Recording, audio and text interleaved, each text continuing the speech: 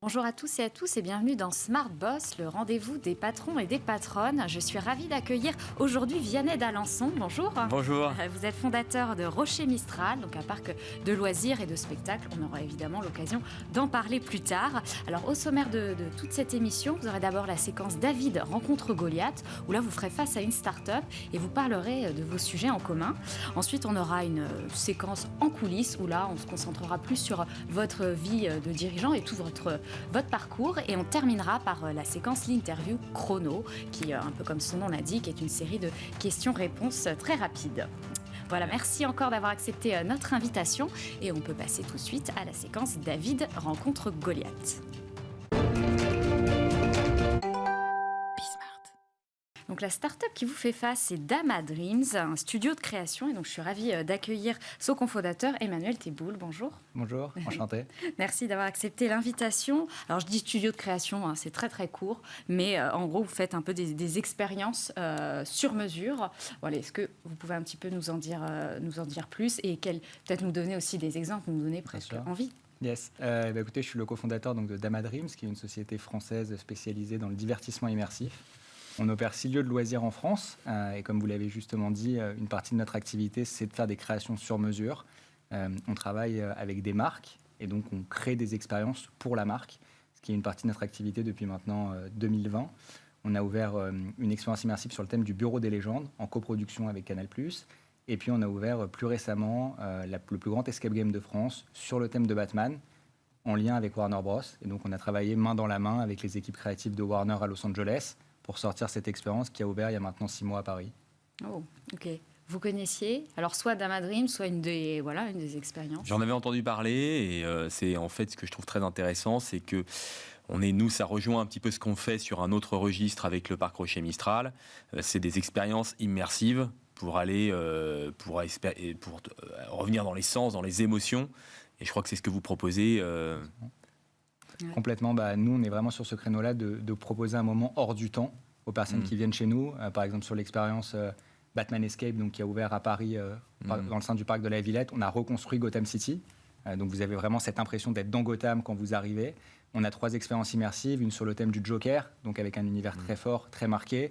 Une autre sur le thème de la Batcave, qui est un endroit emblématique dans l'univers de Batman. Et puis une expérience sur le Riddler, donc, qui est l'homme mystère, un des principaux ennemis de Batman. Donc on a voulu vraiment créer cet univers très fort où vous avez vraiment l'impression de vivre un moment extraordinaire qui est très différent de ce que vous pouvez connaître dans votre vie quotidienne. C'est toujours en mode franchise, vous utilisez Alors c'est pas une franchise, de la licence. Exactement, c'est un contrat de licence de marque. Donc on signe un contrat, en l'occurrence avec Warner Bros, qui nous permet d'exploiter la marque sur la partie expérience immersive en France. Et nous on reverse des royautés contre l'exploitation de cette marque. Vous pouvez être plutôt tout en propre, si je dis ça. Nous, on est tout en propre. Ouais. Nous, on produit en interne et on fait ça chez nous, à domicile. Donc c'est un concept un peu différent. Mais il y a de la technologie, très probablement, comme chez vous. Et puis, il y a de l'expérience immersive. Même si on ne fait pas que de l'immersif, on fait aussi du spectacle. Mais voilà. Et depuis peut-être le confinement, parce qu'à un moment, vous parliez de 2020. Donc j'imagine qu'il y a eu une petite bascule, il y a eu un petit pivot quand même. Non, qu'est-ce qui s'est passé? Alors, ce n'est pas un pivot. Le confinement a été un frein forcément dans notre développement, comme dans beaucoup d'acteurs du monde du loisir et de l'événementiel. Nous, c'était pas un pivot. En fait, initialement, on est originaire de Normandie. On a ouvert des escape games à Deauville-Trouville. Et dans le cadre du développement de la société, s'est posé la question d'une ouverture à Paris. Et c'est à ce moment-là qu'on a pensé à la création d'expériences sous licence. On a commencé à réfléchir au sujet en 2018. Et dès 2019, on a signé ce premier contrat avec Top Production, qui est la boîte de production du Bureau des légendes. On a ouvert en 2020 le premier lieu, forcément freiné par le confinement. Et puis ensuite, on a poursuivi cette stratégie de développement avec Warner Bros. Ok. Et tout ce qui va être peut-être expérience en ligne, vous l'avez développé ou On l'a développé pendant le confinement. Ça a été un vrai sujet puisqu'on était complètement à l'arrêt. Et donc, pendant le premier confinement, on a été pris pas mal de cours. Donc, pendant 3 mois, nos activités ont complètement cessé. Et le deuxième confinement qu'on a senti venir, là, on a pu le préparer. Et on a donc créé un escape game en ligne où on a accueilli énormément d'événements d'entreprise, notamment pendant les fêtes de fin d'année sur l'année 2020. Et ça a été à ce moment-là une source de moteur dans notre société. Bien sûr, une source de ressources financières, mais aussi de moteur parce qu'il faut avoir en tête que nos équipes n'auraient pas travaillé pendant 9 mois si on n'avait pas mis en place cette expérience-là. On a organisé plus de 300 événements d'entreprise en ligne sur la période du mois de novembre jusqu'au mois de juin où on a pu recommencer à travailler. Et donc, c'est à ce moment-là qu'on a fait des expériences en ligne, expériences qu'on n'a pas poursuivies par la suite parce que la demande a baissé. Est-ce que vous utilisez un peu soit les technologies, des plateformes Alors, on utilise beaucoup les technologies contemporaines, évidemment. Il y a beaucoup de nouveautés qu'on essaie de faire sortir. En termes technologiques, après, nous, on produit en interne. Donc, on construit. Et puis, bon, c'est vraiment du dur. Hein, c'est vraiment, donc, il y a autant de la vidéo, mais aussi beaucoup de décors articulés avec des moteurs, de la machinerie. C'est très c'est très technique. Donc on a une grosse équipe de tech d'ailleurs au sein du Rocher Mistral pour vraiment faire vivre l'histoire de la Provence, l'histoire de France à travers le spectacle. Mais voilà, avec des comédiens aussi, beaucoup de comédiens. On a 70 intermittents du spectacle. Donc voilà, donc il y a un lien entre technologie et spectacle vivant, vous voyez, qui rentre en jeu et qui se rencontrent pour vraiment donner un maximum d'émotion. Ouais, ce serait ça un peu l'avenir, quoi, Alors c'est justement le mix. Ce qui est décrit, c'est une partie de ce qu'on propose à Batman Escape, puisque nous aussi on a des comédiens qui sont partie prenante de l'expérience de jeu. On s'appuie également sur la technologie pour créer l'immersion. On a ouvert par exemple la première salle d'escape game sur notre expérience sur le thème du Riddler avec du project mapping, ce qu'on retrouve à l'Atelier des Lumières par exemple à Paris. Et donc on a travaillé avec la société qui a contribué à la création de l'Atelier des Lumières, une société française qui s'appelle Cutback.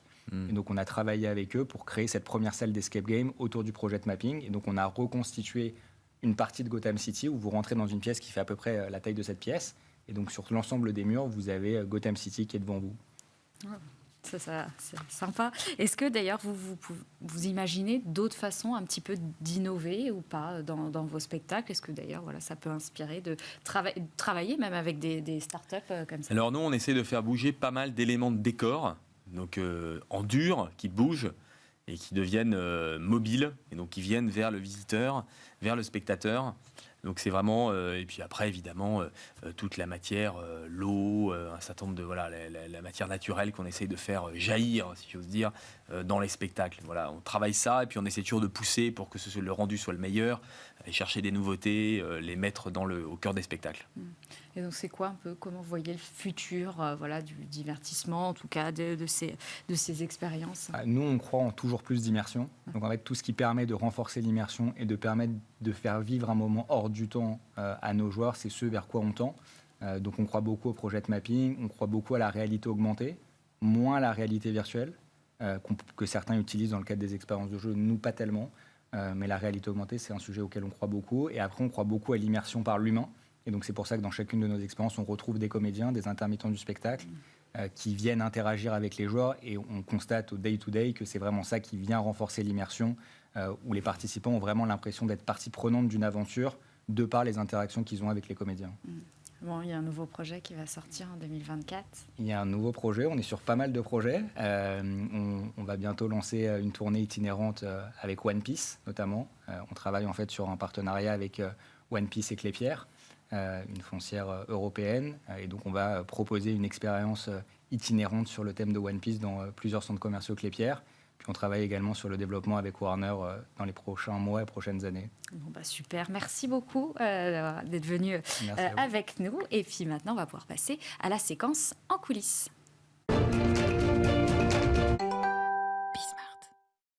On remonte un petit peu dans le temps. Votre première entreprise, qui était en 2009, et donc ça s'appelait 10 rue Royale, une bijouterie. Comment est-ce qu'on se retrouve à monter une bijouterie, sachant qu'en plus j'ai vu que vous êtes plutôt autodidacte, vous n'avez pas fait d'études?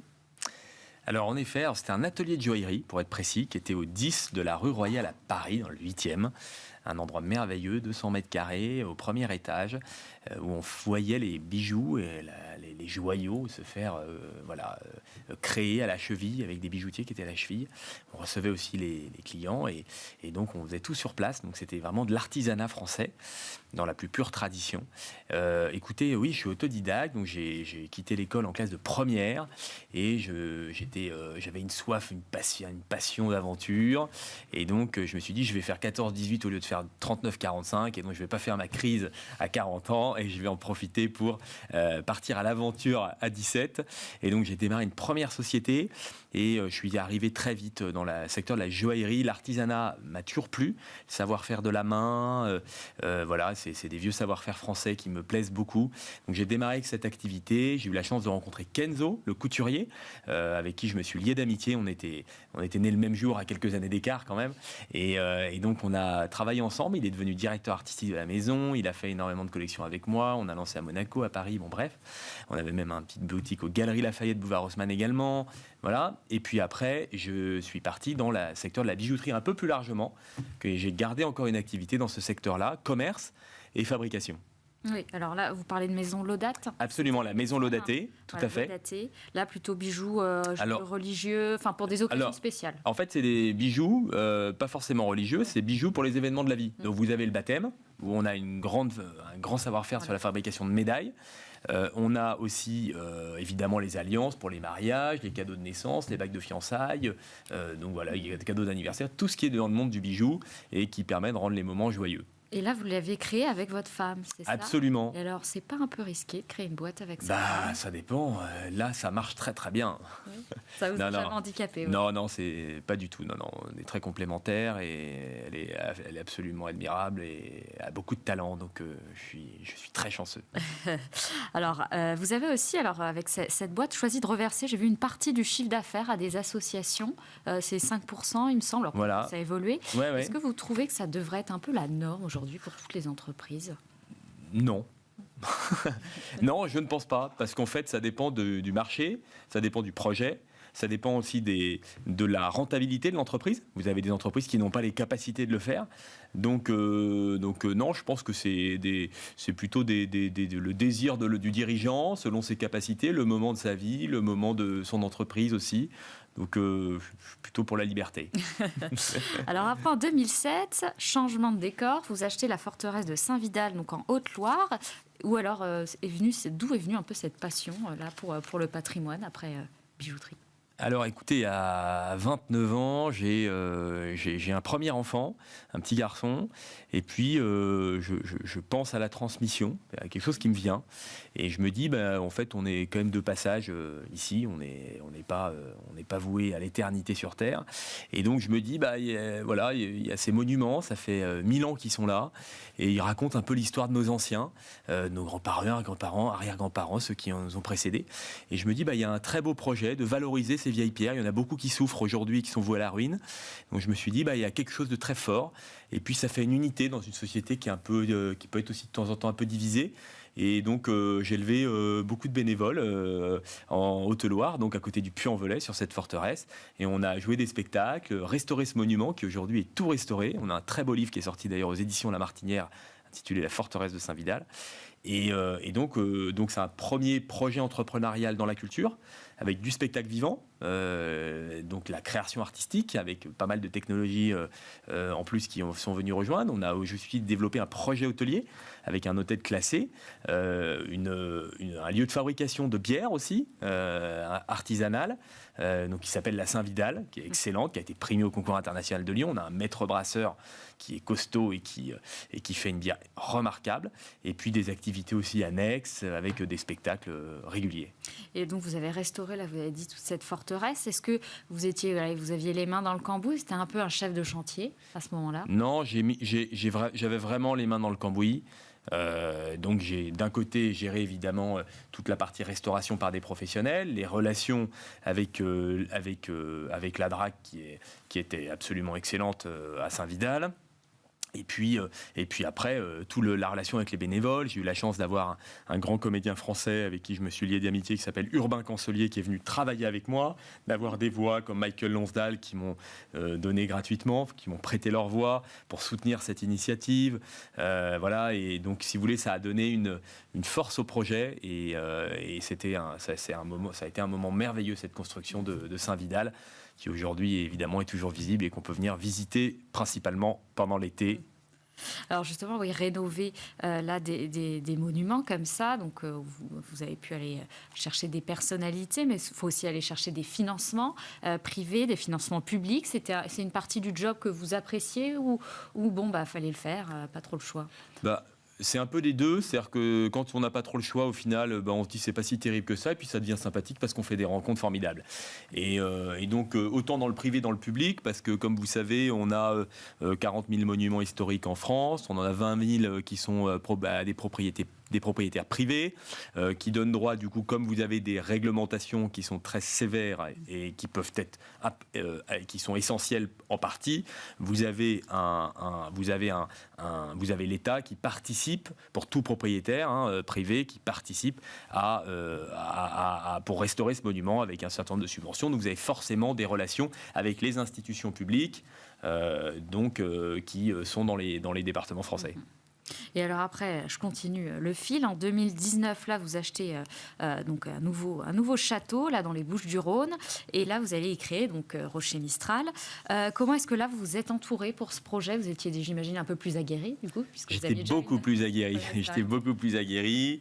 Donc là, j'ai été chercher des compétences. Les premiers qui m'avaient accompagné à Saint-Vidal sont venus avec moi, mais là on a eu besoin de 400 personnes pour faire sortir ce projet, 200 salariés sur cette première saison.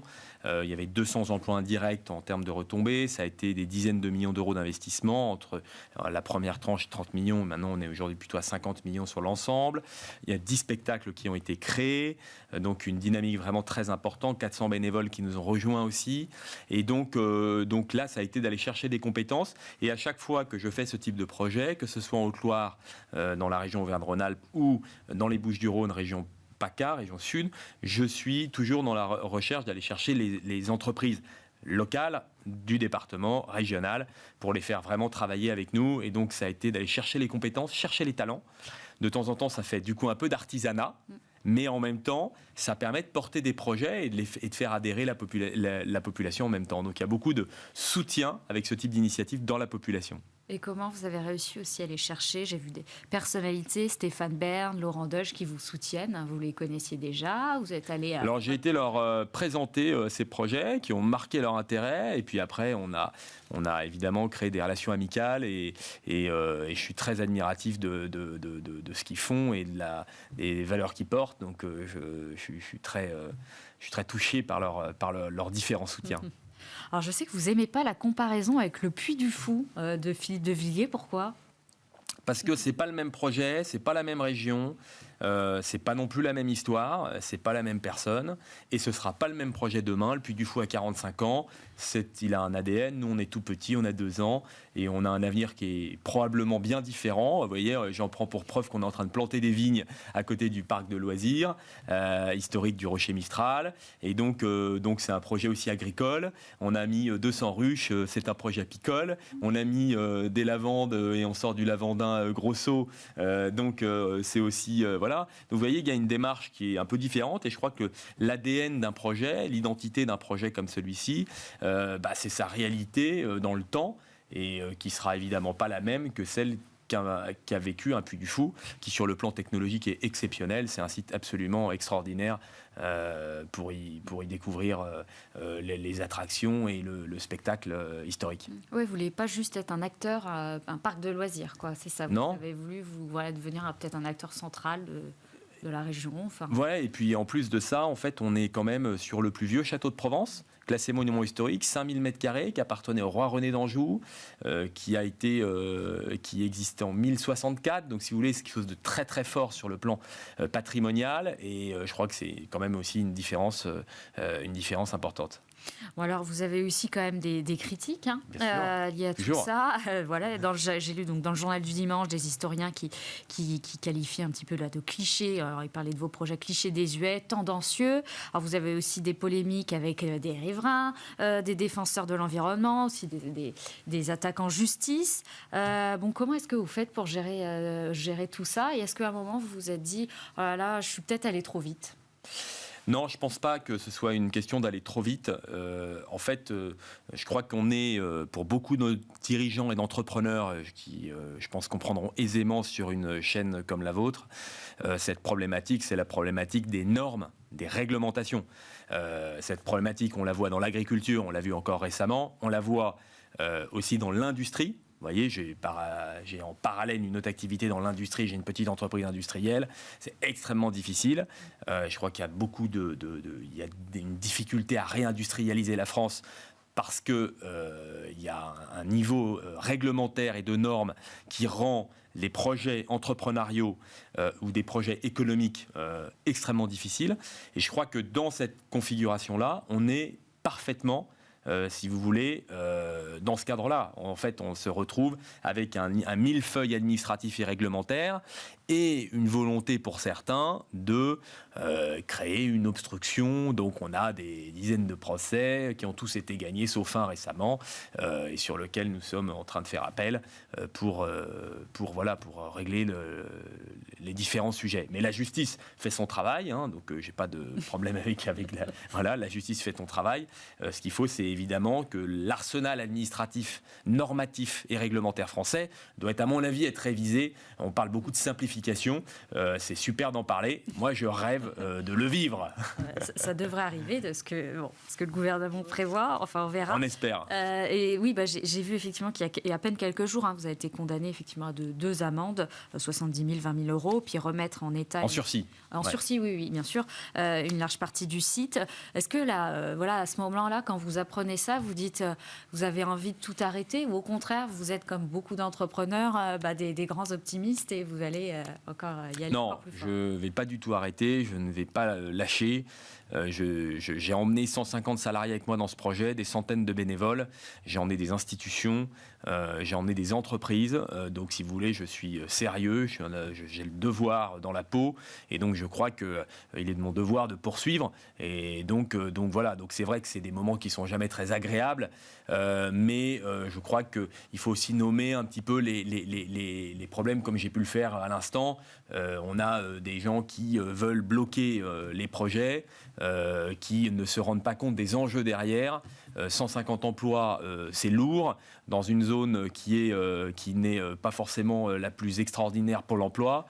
Donc, si vous voulez, voilà, je crois qu'il faut tenir la tête froide quand on est entrepreneur et dirigeant, et je crois que vous avez raison de le signaler. Il y a beaucoup d'entrepreneurs et dirigeants bien meilleurs que moi qui se lèvent tous les matins et qui font face à des tas de difficultés, qui en ont ras-le-bol, mais qui le font parce qu'ils ont vraiment cette force de caractère, cette force d'âme, ce sens du devoir. Alors, je voulais évoquer avec vous un peu la religion, puisque vous ne vous cachez pas d'être catholique pratiquant, et ce n'est pas quelque chose dont on parle souvent, en tout cas sur ce plateau, donc je trouvais ça intéressant. Est-ce que c'est quelque chose que vous trouvez qui est une force justement dans votre milieu? Est-ce que ce n'est pas un handicap des fois pour le business, parce qu'il y a des gens qui ne veulent pas du tout en parler? Et alors écoutez, non, moi je pense que ça fait partie de moi-même. Je crois qu'on a tous quelque chose de spirituel en soi qu'on essaye de vivre, qu'on essaye de porter.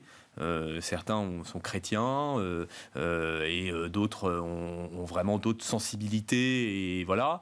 Je crois que c'est plutôt quelque chose qui me porte et qui me donne l'envie d'aimer les autres déjà dans le quotidien, et même les gens qui vous mettent des bâtons dans les roues. Donc je pense que c'est plutôt quelque chose qui me fait grandir positivement. Alors, dans les différents portraits aussi qu'on a pu lire sur vous ou alors sur Rocher Mistral, on dit de vous aussi que vous avez un caractère bien trempé. Voilà. Alors, est-ce qu'il faut forcément avoir un caractère bien trempé justement pour être dirigeant, et en particulier quand on fait face à tout ce que vous faites face depuis quelques années? Ouais, je pense qu'il faut avoir un caractère bien trempé. Je le prends plutôt comme un compliment. À partir du moment où le caractère bien trempé, c'est écouter. Ça, voilà. Donc j'essaye de temps en temps de me poser et puis d'écouter ce que les autres ont à dire. Et je crois que oui, je pense que quand on est dirigeant, que quand on est entrepreneur, il faut un caractère bien trempé, parce qu'on est dans un parcours d'obstacles et de plus en plus. Donc je pense que c'est nécessaire. Parce que sinon, en fait, on n'y arrive pas, on n'a pas envie, c'est trop compliqué. On a tellement de facilité à côté de ne pas le faire. Donc, je pense que ça demande d'avoir un peu une poigne, vous voyez. Oui. Et alors, en plus, vous avez dit tout à l'heure, je ne savais pas que vous avez aussi une entreprise dans l'industrie. C'est quoi, en fait, maintenant, un peu votre journée type? Alors ma journée type, elle est sur plusieurs dossiers différents. Évidemment, il n'y en a pas, mais sur plusieurs journées différentes. Donc je traite des sujets qui sont, vous savez, j'ai la chance de toucher à pas mal de réalités parce que j'ai créé. Donc c'est-à-dire d'un côté, j'ai les rideaux des boutiques qui s'ouvrent. Donc je vois comment ça réagit avec l'inflation. J'ai un réseau de boutiques en France, donc je vois bien comment ça fonctionne au quotidien. Est-ce que le mois de janvier a été bon? Est-ce que la semaine 4 a fait des bons chiffres? Est-ce qu'il y a une grosse baisse? Donc je vois un petit peu comment réagissent les Français aux annonces et aux complexités que peut vivre aussi notre pays et notre économie. Je vois évidemment le sujet de l'industrie que je trouve très intéressant et assez peu encourageant pour être assez honnête. En tout cas, s'il n'y a pas de réforme à appliquer rapidement. Je vois aussi le sujet agricole parce que je suis exploitant agricole depuis quelques années maintenant et donc je vois aussi cette réalité-là. Et je voyais les agriculteurs dans la rue que je soutenais volontiers parce que les normes, et pour y être confronté régulièrement, c'est quand même quelque chose de très compliqué. Et puis j'ai cette partie spectacle, culture, patrimoine, qui est une autre réalité, mais qui est passionnante parce que je travaille avec des intermittents, j'ai 70 intermittents du spectacle, on est dans la création, donc c'est merveilleux, la restauration. Et donc je crois que ce qui est nécessaire dans ce domaine-là, c'est vraiment de sortir de la conservation, vous voyez. Et en fait, il faut aller de l'avant parce qu'en fait, la culture, c'est créer, c'est bâtir. Si on a ce patrimoine-là, c'est parce qu'il a été bâti par des gens qui ont été audacieux. Et je crois qu'il faut continuer à être audacieux, à être créatif. Oui, donc c'est un peu votre petite passion, en tout cas le moment où vous vous détendez quand vous êtes Absolument. Sur Rocher Mistral. Écoutez, super, merci beaucoup d'avoir répondu Merci, Charlie. à toutes ces questions. Et on va pouvoir passer à la dernière séquence, l'interview chrono. Alors, quel parc de loisirs que vous adoriez quand vous étiez enfant? S'il y en avait un où vous alliez souvent.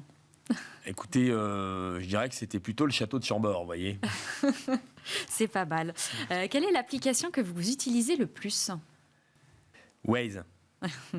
Votre château préféré? Évidemment, vous n'avez pas le droit de citer les vôtres. Écoutez, le château de Sennevière dans le Lot. Ok, bon, on ira voir ce que c'est. Plutôt LinkedIn, Instagram ou TikTok? LinkedIn. Quand même. Oui, j'ai vu que vous postiez régulièrement. Ouais. Quand même. Est-ce que vous pouvez me citer une entrepreneuse ou une dirigeante française que vous appréciez, qui vous inspire? Anne-Laure de Chamard. Alors, qui est?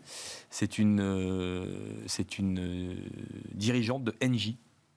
Une des dirigeantes. Oui, une des dirigeantes de Engie. Voilà, je trouve qu'elle a toujours des propos assez ajustés. Très bien. Si vous deviez modifier le code de l'urbanisme, je vous embête, ça serait quoi? Ça serait permettre à des gens qui mettent des graviers dans leur jardin ou dans leur propriété privée de ne pas déposer 42 000 CERFA. Voilà. Alors, j'ai eu Rachida à la culture. Rachida Dati, pardon, à la culture. Vous trouvez que c'est une bonne ou une mauvaise idée? C'est probablement une très bonne idée, surtout quand elle parle de la culture populaire, la culture qui sort des musées. Quel est le dernier livre que vous avez lu? J'en ai eu pas mal. Bon, c'est pas très grave. Et je vous pose la dernière question. Le dernier Picsou géant. Quand on a des enfants, voilà. Et la dernière question, où seront vos prochaines vacances? À la montagne. Voilà. Dans les Alpes. Pour cet hiver. Écoutez, super. Merci beaucoup d'avoir répondu aussi à ces toutes petites questions. Merci. Merci beaucoup d'être venu partager en tout cas votre témoignage. Et merci à vous d'avoir regardé cette émission. Et moi, je vous donne rendez-vous bientôt avec un nouvel invité. Merci beaucoup. Au revoir.